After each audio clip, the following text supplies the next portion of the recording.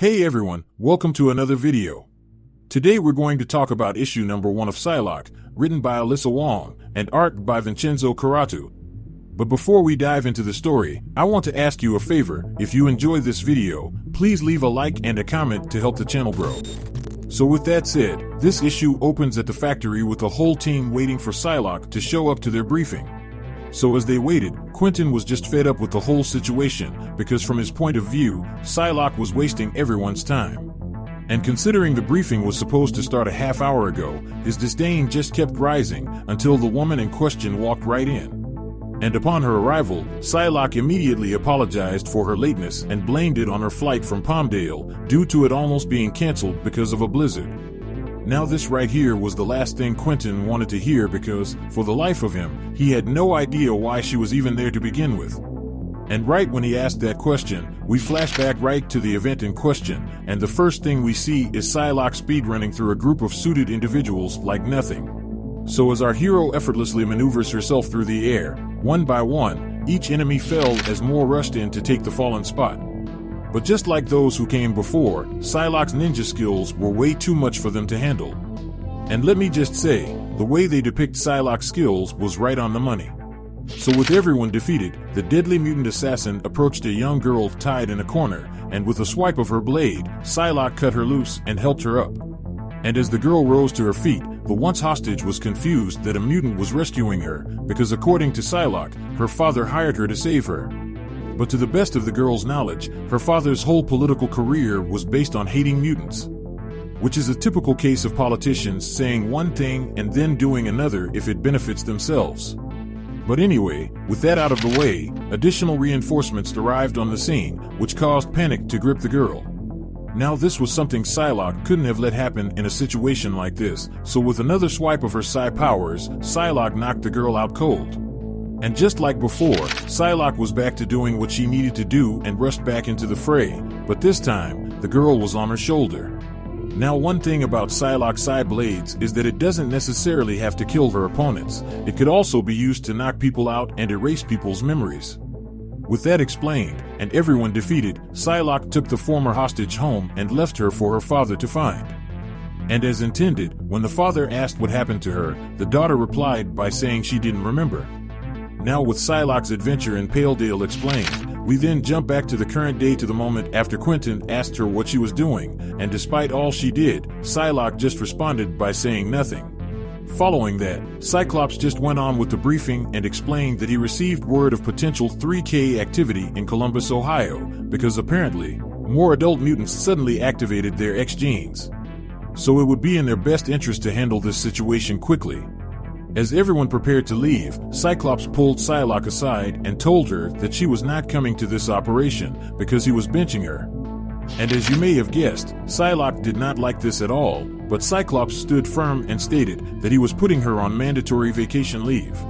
Now this causes Psylocke to lose it and shout out how she didn't want no vacation because people were killing mutants after they took Krakoa from them.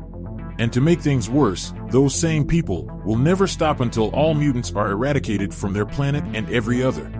So with her voice made clear, Cyclops took a deep breath and asked, when was the last time she slept, because as squad leader, it means he has to do what's best for the team, which includes Psylocke. And then Scott went on to say they are not machines nor weapons, but just people. And as a person, Psylocke needs to take care of herself, so if he needs to use authority to force her to do so, then he will. With the case closed, the team proceeded to take off without Psylocke alongside them. So as they flew away, Psylocke looked on and told herself she don't like to be alone with her thoughts, or maybe she just didn't like to be alone, period. Because the thought of being alone scares her, but every time she puts her trust in someone, they have just ended up using her. And if she was being honest, she didn't even blame them. But out of everyone she knew, John Greycrow was different, for he knew what she was, and he wasn't afraid of it. Because just like her, John also had blood on his hands, because as we all know, John is also a criminal full of regrets with a past he could never shake.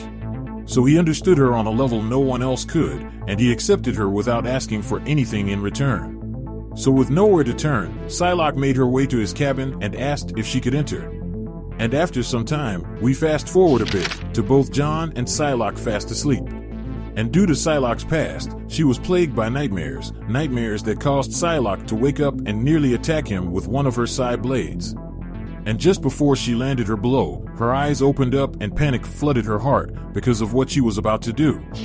Now this drove Psylocke to tell John that he should never try to wake her because she could have killed him. Because the Hand groomed her to be an assassin from the time she could learn to walk, and due to that, killing is as easy as a reflex. Now this was not what Psylocke wanted to be anymore, but she was made for violence. To which John replied by saying, from one weapon to another, they are more than what people tried to make them, for the Hand wanted a heartless assassin, but there's nothing heartless about her. So with her mind placed at ease for now, the two proceed to kiss and burn the midnight oil. Following that interaction, we pick up with Psylocke walking upon the docks, and as she walked her phone started to ring. Now this caught her off guard, because there aren't many people who know her number, and there is only one person who calls incessantly, and that is Devin D'Angelo. Now this was a mess of her own making, for she rescued Devin from an underground lab in Minneapolis where they were being forced to develop anti-mutant weaponry. At the time, she didn't realize they were still a college student, or that they had their fingers in every corner of the dark web.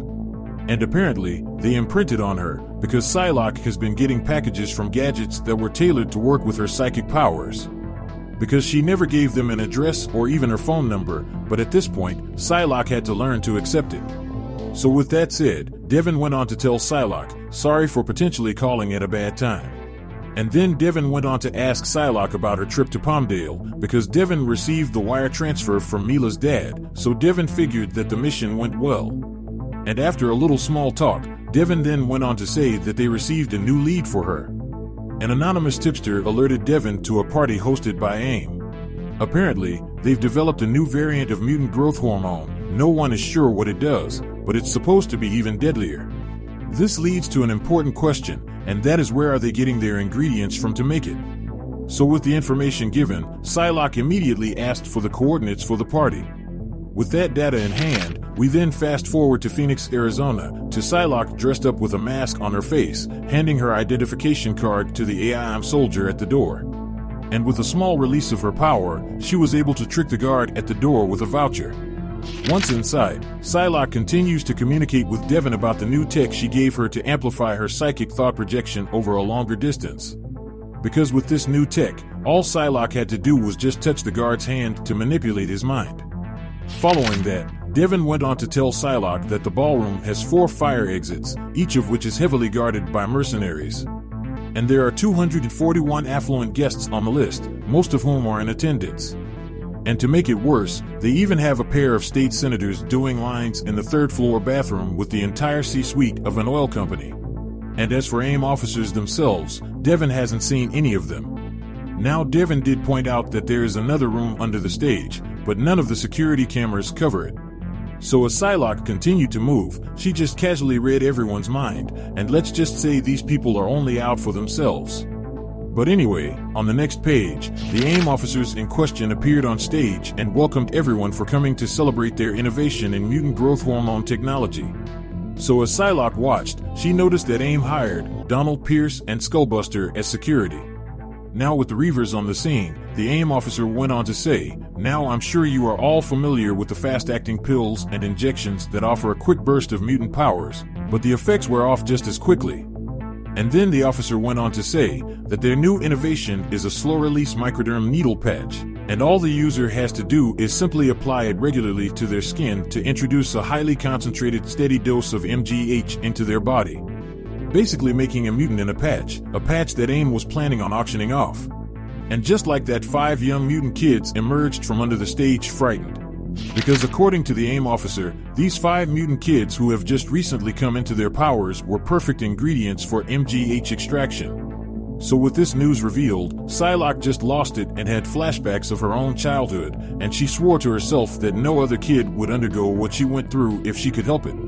And without a second of hesitation, Psylocke stormed the stage and stated that she would buy them all. Now of course this caused a lot of onlookers to get upset, but that was of no concern for Psylocke, because with all eyes on her, she walked onto the stage, without a care in the world, and drove her Psy blade right in the AIM soldier's head, like a boss with no fucks given. So with that outburst of rage on display, Skullbuster instantly opened fire on Psylocke. Now his actions went completely against his orders, for their job was to protect the people, not shoot at them. Following that, Psylocke told the kids to hide as she jumped into action on the next page and maneuvered like a true ninja of the hand. And just like her mission from the beginning of the story, Psylocke drove her blade into Skullbuster's head and dropped him like a stone. And as she ripped through his mind, Psylocke made Skullbuster feel all the pain and suffering that the mutant kids felt, while she received important information. Information that caught her off guard, because Psylocke learned that the kids she saved today were trafficked from all around the world, and to make it worse, there was a lot more out there. Now this momentary pause was all it took for the other guard to pull her off of Skullbuster. And as he held her in the air, Skullbuster in his stupidity crawled over to the MGH patches on the floor, grabbed a handful of them, and slapped them on his own neck, and suffered the consequences. Because on the next page, Skullbuster transforms into a massive creature that threatens to kill everything before it. As everyone stood in fear, Psylocke's body just moved as she thought to herself that she would not let anything hurt the kids, for the kids cannot die while she still breathes. And just like that, Psylocke lost it, and the weight of the sword in her hand caused her muscle memory to kick in. Now every moment felt natural and familiar. Her blade was now an extension of her will and her resolve. And after a deadly strike, Psylocke continued to think to herself, why wasn't her resolve enough? Because she told John that killing was a reflex, and that wasn't what she wanted to be. But it was so easy to fall back into it, and if she was honest, it horrified her. But what also scares her the most is that it doesn't scare her at all. And with that said, this first issue of Psylocke comes to an end. But anyway, down in the comment section below, let me know your thoughts about this issue and what predictions you could have moving forward. So with that established, I hope you enjoyed this video, and please don't forget to leave a like and a comment if you want to see more videos like this. Thank you for watching, and I'll see you in the next video.